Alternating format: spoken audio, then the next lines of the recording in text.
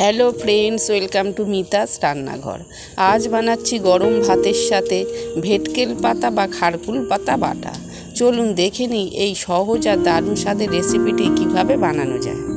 প্রথমে ভেটকেল বা খারকুল পাতা থেকে ডাঁটাগুলো আলাদা করে নেব। এরপর পাতাগুলো খুব ভালো করে ধুয়ে নিয়ে এমন ছোট ছোট করে টুকরো করে কেটে নেব যাতে বাটতে সুবিধা হয়। এরপর শুকনো কড়াইয়ে রসুন, কাঁচা লঙ্কা আর কালো জিরে হালকা ভেজে তুলে নেব। এরপর কুচিয়ে রাখা ভেটকেল পাতাগুলো কড়াইয়ে দিয়ে দেব, সাথে দেব স্বাদ মতো নুন। এরপর মাঝারি আঁচে নাড়াচাড়া করে পাতাগুলো সেদ্ধ করে নিতে হবে। মনে রাখবেন পাতায় যেন জল না থাকে।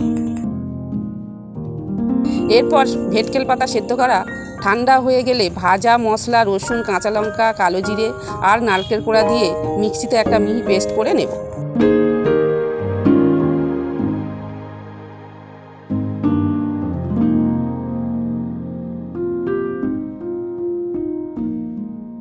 সবশেষে কড়াইয়ে সর্ষের তেল গরম করে তাতে বেটে রাখা ভেটকেল পাতা বা খারকুল পাতা দিয়ে দেব। কিছুক্ষণ ভালো করে নাড়াচাড়া করে নেব। সবশেষে নামানোর আগে দিয়ে দেব সামান্য লেবুর রস, যাতে গলা বা গাল চুলকানোর ভয় না থাকে। ব্যাস তৈরি আমাদের গরম ভাতের সাথে অসাধারণ ভেটকেল পাতা বাটা।